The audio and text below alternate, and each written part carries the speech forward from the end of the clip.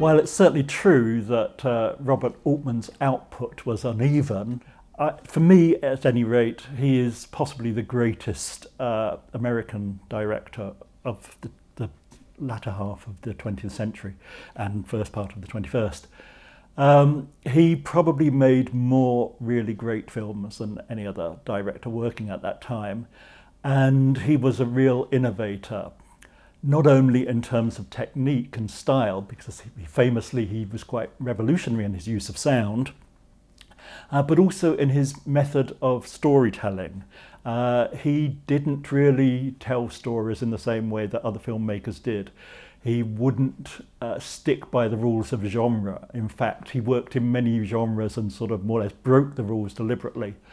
He also tended to have a different attitude towards focusing on characters, so that sometimes there wasn't really a protagonist in his films as such.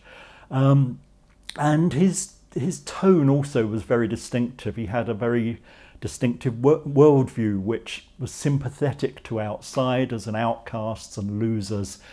He wanted to interrogate the myths, the accepted ideas about life and the world, and he came up with some really interesting answers when he did interrogate those myths. He didn't really seem to believe in the American dream very much, or in any dreams, and he became a really distinctive filmmaker. He would be very adventurous. He would sometimes make films which had very few actors, the most obvious one being Secret Honor, which had one actor. But sometimes he made films with huge casts. The first one, which was very successful, was Nashville, with 24 main characters. He then made one with twice as many characters, A Wedding, which had 48 characters. And he would do this at regular intervals throughout his career with films like Shortcuts. And of course, Gosford Park is perhaps one of the most successful of those films. Gosford Park is a terrific example, not only of Altman's versatility, because it was his first and indeed only film made in Britain, but also an example of the fact that whatever his material, whatever his subject, he would remain true to himself. An Altman film is always an Altman film, for better or worse. And in the case of Gosford Park, that's obviously for better. It's perhaps an unlikely film for Altman to have made. He'd been a friend with Bob Balaban for some years. Bob Balaban, the actor and producer and occasional director and writer. And Balaban suggested to Altman that they work together.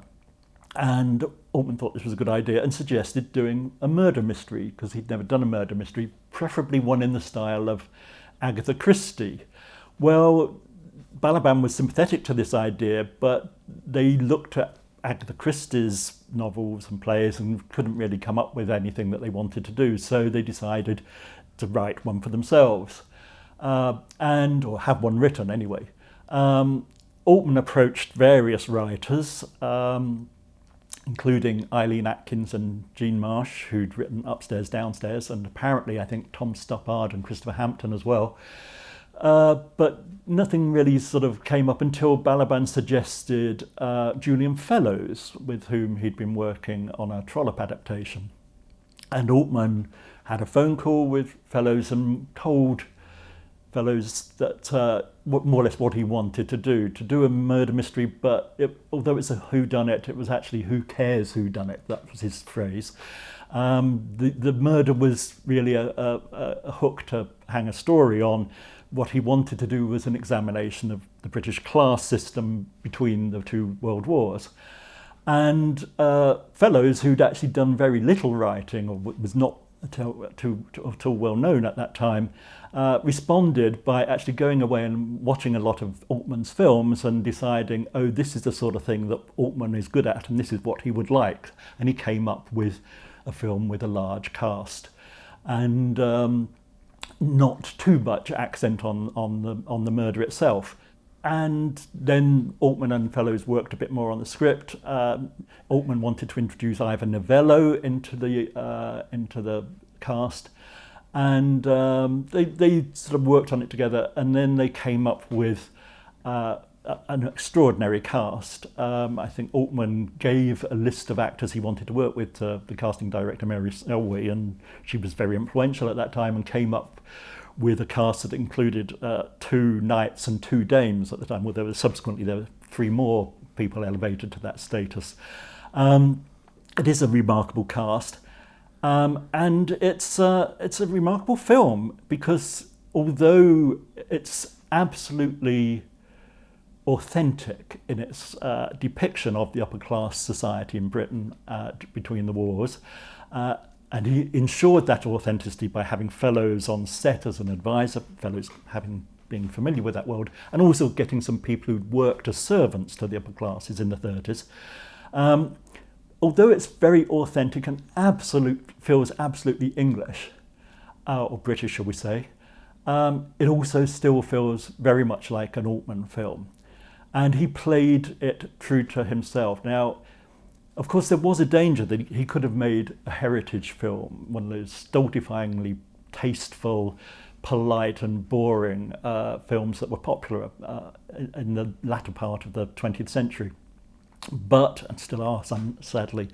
But Altman decided to get round that. One way of doing that was to keep the camera moving all the time, as he had done in films like The Long Goodbye.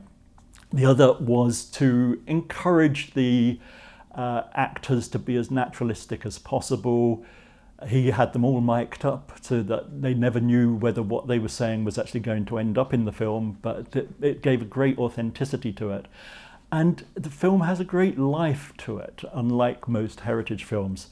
It's also very true to Altman's distinctive worldview. Again, he's more interested in and more sympathetic to the servants, the working classes, particularly the character played by Kelly Macdonald, who's a novice maid and so serves as our tour guide into this society. He's much more sympathetic than he is to the upper classes, who he shows as grasping for money, full of snobbery and prejudice and possibly anti-Semitism, who knows. But the tone is never one of black and white stereotypes. All the characters are gloriously rounded, beautifully played, of course, by the cast. And the humour in it, while very incisive, is never truly mocking. It's never vicious. As in all of Altman's best films, the characters are human. They're all flawed. They all have their foibles. Some are more sympathetic than others. But it's an Altman film through and through. I think this was the key to its success. It actually became Altman's second biggest hit, the first having been MASH, of course.